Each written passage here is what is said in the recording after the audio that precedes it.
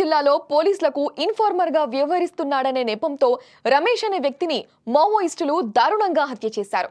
వాజేడు మండలం పెనుగోడు గ్రామానికి చెందిన ఉయికా రమేష్ ప్రస్తుతం పేరూరు పంచాయతీ సెక్రటరీగా విధులు నిర్వహిస్తున్నాడు. ఈయనకు గతంలో మావోయిస్టులు 2 సార్లు వార్నింగ్ ఇచ్చినట్లు మృతుని తండ్రి తెలిపారు.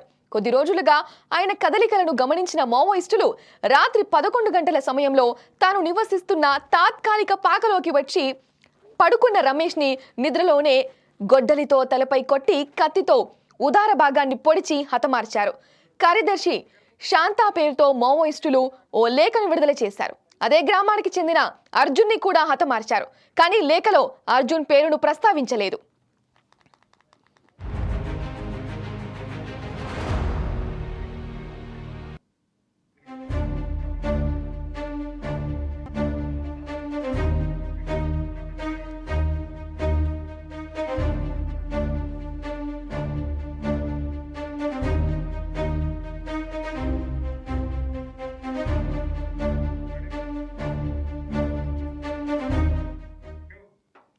ఇక దీనిపై మరింత సమాచారం మా ప్రతినిధి సుధాకర్ అందిస్తారు.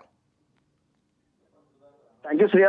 నిన్న రాత్రి సుమారు తెల్లవారుజామున 4 గంటల సమయంలో మావోయిస్టులు వచ్చేసి ములుగు జిల్లా వెంకటాపూర్ మండలానికి సంబంధించిన గ్రామంలో 2 వ్యక్తులను హతమార్చిన సంఘటన నెలకొంది. ఇందులో రమేష్ అనే వ్యక్తి పంచాయతీ సెక్రటరీ గా పనిచేస్తున్నారు. అలాగే ఈ ఇంకో వ్యక్తి అర్జున్ తీసుకుంటే మాత్రం ఈ రమేష్ కి వాళ్ళ బాబాయ్ కొడుకు వాళ్ళ తమ్ముడు అవుతారు. సో వీరిద్దరిని రాత్రి తెల్లవారుజామున 4 గంటల సమయంలో మావోయిస్టులు 3 వచ్చేసి వాళ్ళ హతమార్చిన సంఘటన నెలకొంది. అయితే ఈ అర్జున్ వచ్చేసి రమేష్ వచ్చేసి పంచాయతీ కార్యదర్శిగా కొనసాగుతూ పోలీసులకు ఇన్ఫార్మర్ గా ఉంటున్నాడు. మావోయిస్టులకు సంబంధించిన ఇన్ఫర్మేషన్ పోలీసులు ఇస్తున్న నేపథ్యంలో మాత్రము గతంలో 2 సార్లు వార్నింగ్ ఇవ్వడం జరిగింది. 2 సార్లు అతను చెప్పిన తర్వాత కూడా అతను ఇదే దూరంలో ముందుకెళ్తే మాత్రం అతనికి హతమార్చమని చెప్పి మావోయిస్టులు ఒక లేఖ విడుదల చేయడం జరిగింది. అయితే ఈ రమేష్ అనే వ్యక్తి గతంలో చూసుకునే పెనుగోలు గ్రామంలో నిరసన ఉండేవారు. ఆ గ్రామం నుంచి వెళ్ళి ఈ కిందికి పెనుగోలు కాలనీకి రావడం జరిగింది. వీరికి వచ్చిన తర్వాత ఇతను చేస్తున్నట్టే పోలీసులకు ఇన్ఫార్మర్ గా ఉండుకుంటూ మావోయిస్టులకు సంబంధించిన ఇన్ఫర్మేషన్ మొత్తం పోలీసులు ఇవ్వడం ద్వారానే అతను హతమార్చినట్టు మాత్రం ఆ లేఖలో పేర్కొన్నారు.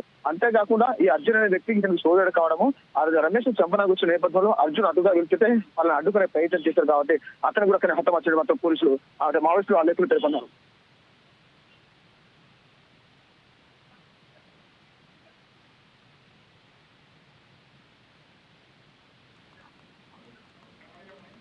Thank you Sudhakar.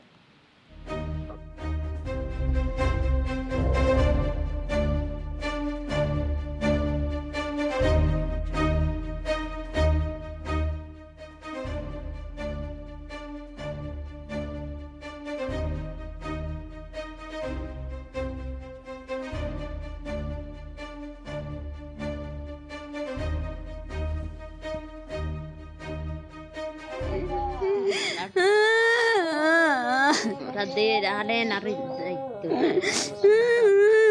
Kaya tolok mo.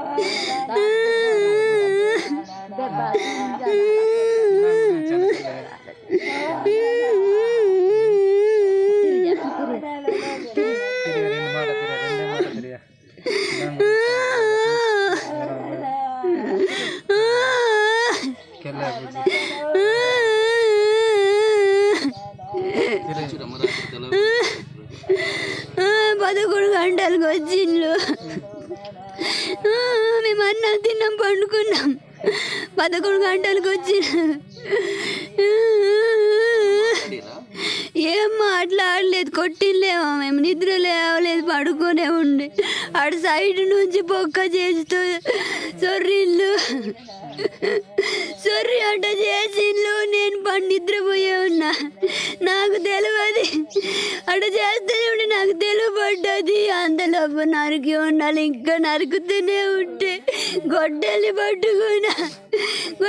గట్టి పట్టుకొని అస్సలు అడిసేటట్టునే ఉన్నా. అడు తోసిచ్చిన మళ్ళీ వచ్చిండు, మళ్ళా పట్టుకున్నా. 3 వచ్చిన మగోళ్ళే 3 వచ్చిండు. బ్లాక్ డ్రెస్ వేసుకునే ఉన్నాళ్ళు. నన్ను మళ్ళీ గట్టి గొడ్డలి పట్టేసరికి ఎగిరితా నీళ్ళు. నేను కింద పడ్డా. వాళ్ళు ఉరికిళ్ళు మా అత్తయ్య కాలని పిలిచినారు అంటే అనేసి నేను మన బాగా ఉరికినా లేపినా ఏం మాట్లాడతలే బెడ్ మీదనే బ్లడ్తో ఉన్నాడు.